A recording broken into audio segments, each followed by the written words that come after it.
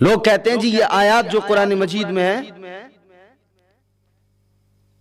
یہ کہتی ہیں کہ جہاد کرو، کفار کو قتل کرو، اور لوگ سمجھتے ہیں کہ یوں ہی خامخواہ کسی کا قتل کر دینے کا نام جہاد ہے۔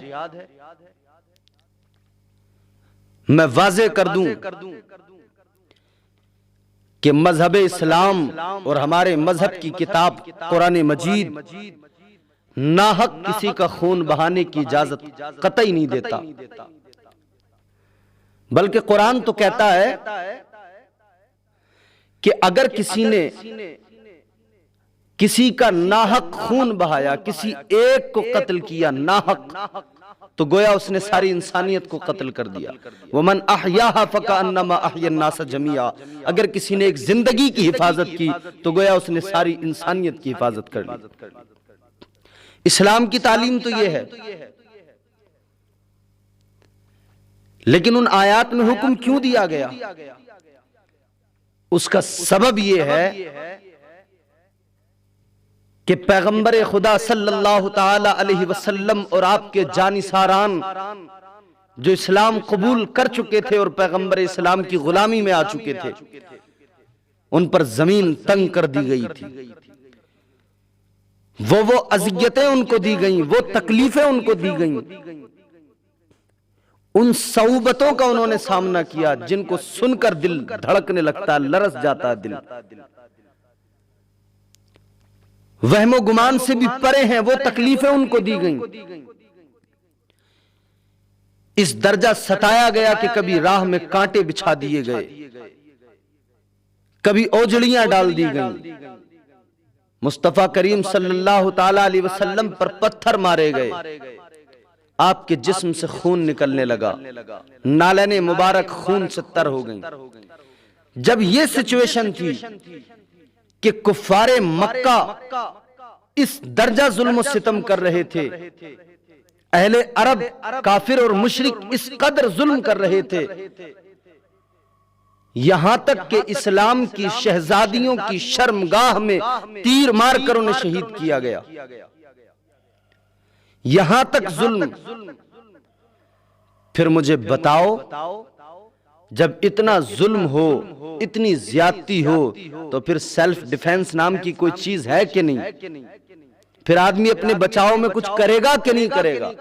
تو قرآن نے کہا کہ ظلم بہت سہ لیے، صعوبتیں بہت برداشت کر لیں، تکلیفیں بہت برداشت کر لیں، اب مقابلہ کرو، اب ان کا سامنا کرو۔ آیتیں اس وقت نازل ہوئیں جب خطہ زمین مسلمانوں پر تنگ کر دیا گیا، تو سیلف ڈیفینس میں انہیں اپنی حفاظت کے لیے ہتھیار اٹھانے کی اجازت دی گئی، اور اس وقت میں کہا گیا کہ انہوں نے جب تمہارے اوپر زمین کو تنگ کر دیا ہے، جب تمہارے اوپر اتنی تکلیفیں ان کے سبب آ رہی ہیں، جینا دشوار کر دیا ہے، تو پھر اب تم انہیں قتل کرو جو تم پر زیادتی کرتے ہیں، ظلم کرتے ہیں۔ یہ جو قتل کرنے کا حکم دیا گیا، یہ گویا ظلم کے خاتمے کے لیے، انسانیت کی بقا کے لیے، ظلم کا خاتمہ ہو، مظلوموں کی سسکیاں اور ان کی آہیں بارگاہ رب ذوالجلال میں مقبول ہوئیں، پھر اللہ نے حکم دیا کہ تم اب ان سے مقابلہ کرو۔ لوگ کہتے ہیں کہ اسلام جو ہے وہ کٹرواد کو بڑھاوا دیتا ہے۔ ارے اسلام کے ماننے والوں سے زیادہ تو تکلیفیں کسی نے برداشت کی ہی نہیں ہیں۔ ایک طویل عرصہ گزرا کہ مسلمانوں پر ظلم ہوتے رہے اور وہ برداشت کرتے رہے، سہتے رہے۔ پھر جب انتہا ہو گئی تو پھر اللہ نے حکم دیا کہ تم اب اپنی حفاظت کے لیے ہتھیار اٹھاؤ، اپنی حفاظت کے لیے۔ اچھا، کسی کے گھر میں ڈاکو گھس جائیں اور اس پر حملہ کر دیں، اس کے بچوں کو قتل کرتے ہوں، اس کے گھر والوں کو تکلیفیں اذیتیں دیتے ہوں، تو پھر کیا کرے گا وہ اس وقت میں؟ اپنی حفاظت تو کرے گا نہیں، اپنی حفاظت میں کچھ تو کرے گا۔ سیلف ڈیفense، اسی کو جہاد کہتے ہیں۔ اور جہاد کی بھی جناب دو قسمیں ہیں، ایک جہاد اکبر ہوتا ہے، ایک جہاد اصغر ہوتا ہے۔ جہاد اکبر یہ ہے کہ اپنے آپ کی، اپنی خرابیوں سے، اپنی برائیوں سے لڑنا، جو اپنے اندر کمیاں ہیں، خرابیاں ہیں، ان سے لڑنا۔ اور دوسرا جہاد اصغر جو چھوٹا جہاد ہے، وہ یہ ہے کہ سیلف ڈیفense۔ اس دور میں جب حد ہو گئی تھی تب اجازت دی گئی۔ اب یہ جو واویلا مچایا جا رہا ہے، جہاد جہاد جہاد کی تسبیح پڑھی جا رہی ہے، مجھے ایک بات بتائیں، یہ سب جہاد لفظ کی تسبیح پڑھنے والے، کہ اگر قرآن مجید کا یہ حکم تمہارے حساب سے کہ قرآن کہتا ہے کہ جہاں کافر ملے قتل کر دو، اگر یہ ہر وقت کے لیے اگر یہ حکم ہوتا تو پھر مسلمان کافروں کو قتل کیوں نہیں کر رہے؟ مسلمان امن کی بات کیوں کرتا ہے دنیا میں؟ 1400 سال سے لے کر اب تک مسلمان اور اسلام امن کی بات کر رہا ہے، کس لیے؟ پھر تو بس مسلمان اسی پر عمل کرتا نا، جہاں جو کافر ملے قتل کر دو، جہاں جو کافر ملے قتل کر دو۔ مسلمان تو ایسا کہیں نہیں کرتا۔ تاریخ پڑھ کے دیکھ لو، جہاں ہم اکثریت میں رہے اور دیگر مذاہب کے لوگ اقلیت میں رہے، ان پر بھی اسلام نے کبھی ظلم نہیں کیا، ان پر تلواریں نہیں کھینچی گئیں۔ اور پھر دوسری سچویشن یہ کہ جب بات ناموس کی ہو، جب بات وقار کی ہو، جب بات زمین کی ہو، جب جنگ ہو رہی ہو، ہم ہندوستان میں رہتے ہیں، ہمارے اس ملک پر، اس وطن پر اگر کوئی آنکھ اٹھا کر دیکھے تو ہم کیا کریں گے؟ ضروری ہوتا ہے کہ اگر کوئی ہمارے ملک پر حملہ کرے تو ہم تماشا نہ دیکھیں بلکہ ہم اس پر بھی حملہ کریں۔ سیلف ڈیفense یہ ہے، ہم اپنے ملک کی حفاظت کے لیے ہتھیار اٹھا لیں اور اپنے دشمن کو، جو ہمارے ملک کا دشمن ہے، اس کو مزہ چکھائیں، اس کو سبق سکھائیں۔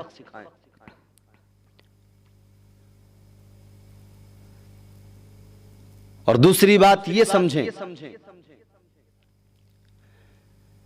پیغمبر خدا صلی اللہ تعالی علیہ وسلم نے نرمی کا پیغام دیا ہے۔ اسلام مومن کو نرم خو بناتا ہے، اخلاق کا پیکر بناتا ہے اسلام مومن کو۔ مسلمان سخت نہیں ہوتا کبھی۔ یہ جو کہا جا رہا ہے نا اسلامی کا آتنکواد، اسلامی کا آتنکواد، کیا ہے اسلامی کا آتنکواد؟ کوئی اسلامی کا آتنکواد نہیں ہوتا۔ اسلام میں گنجائش ہی نہیں ہے دہشت گردی کی۔ اسلام میں قطعی گنجائش نہیں ہے کہ دہشت گردی کو برداشت کیا جائے، کسی کا خون بہایا جائے، ناحق کسی پر حملہ کیا جائے، کسی کا قتل کیا جائے، خون بہایا جائے۔ اسلام میں اس کی گنجائش ہی نہیں ہے۔ تو پھر آخر کیوں اسلامی کا آتنکواد بولا جا رہا ہے؟ کچھ تنظیمیں بنام مسلم ایسی سامنے آئیں، ایسی وجود میں آئیں، جنہوں نے اسلامی چولا اوڑھ کر اپنے ایمان کا سودا کر کے اس طرح کے کام انجام دیے اور کہا کہ ہم مسلمان ہیں، ہم جہاد کر رہے ہیں۔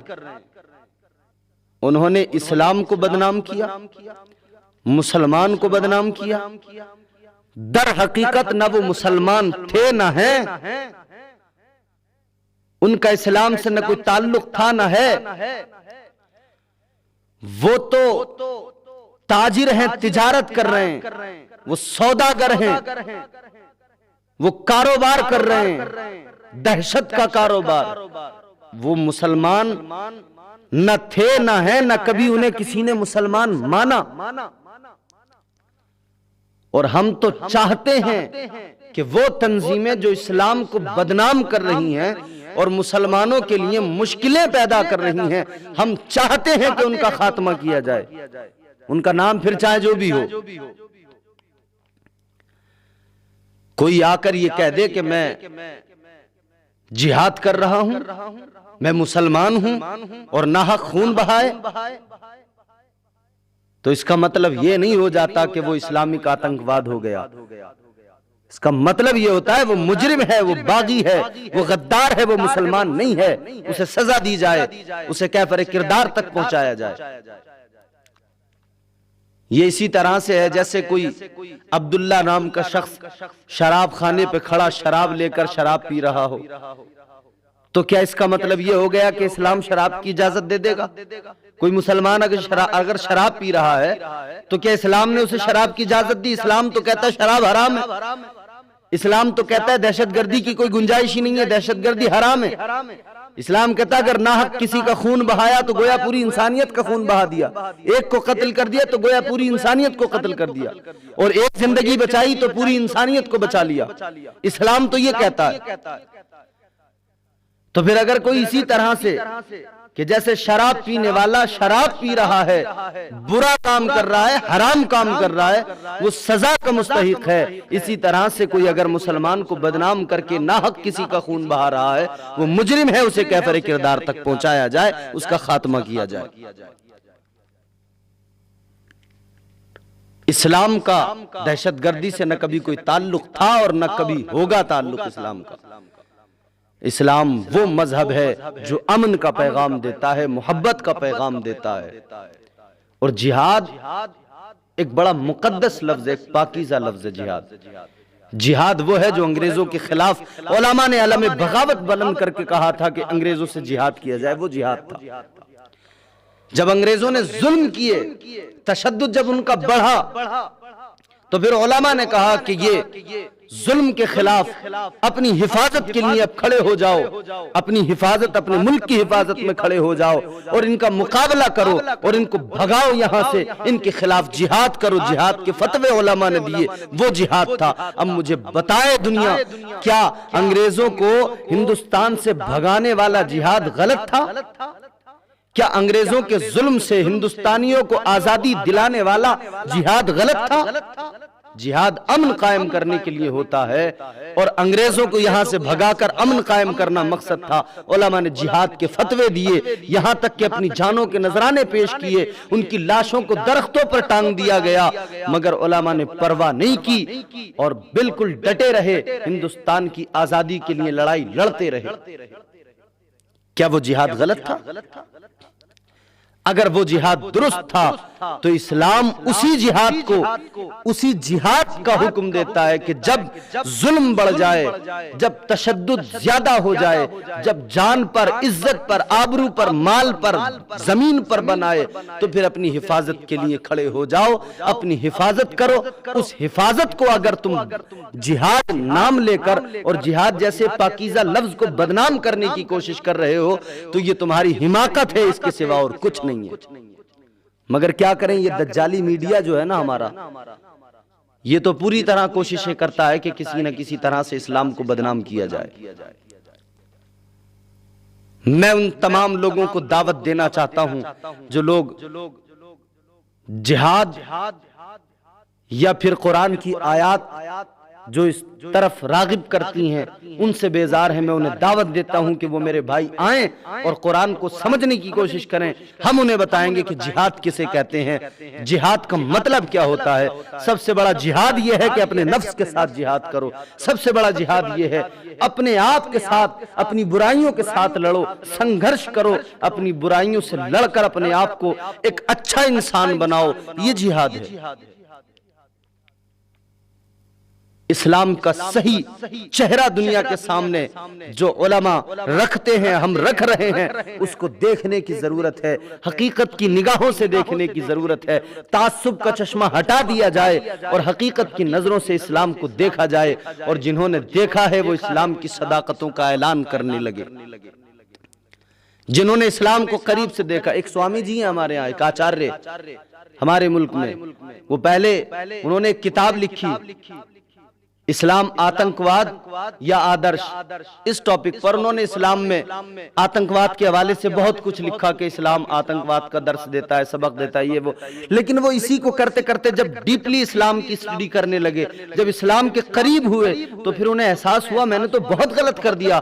پھر اپنی غلطی کا احساس جب ہوا تب انہوں نے پھر دوسری کتاب لکھی اور اس میں واضح کیا کہ میں نے پہلے جو لکھا تھا، میں اسلام کو سمجھا نہیں تھا، وہ سب کچھ غلط ہے، اسلام کا اصل چہرہ چہرہ اب میرے سامنے آیا ہے۔ اسلام تو محبت کا مذہب ہے، اسلام تو امن کا مذہب ہے، اسلام تو سلامتی کا مذہب ہے، اسلام تو وہ مذہب ہے جو تمام لوگوں کے حقوق اور ان حقوق کی پاسداری کا لحاظ کرتا ہے۔ اسلام تو پڑوسیوں کے حقوق کا بھی خیال کرتا ہے، پھر چاہے پڑوس میں کوئی بھی رہتا ہو، کافر ہو، غیر مسلم کوئی بھی ہو، اسلام اس کے حقوق کا بھی لحاظ رکھتا ہے۔ اسلام فرق نہیں کرتا، اسلام انسان کو انسان بنانے کی کوشش کرتا ہے۔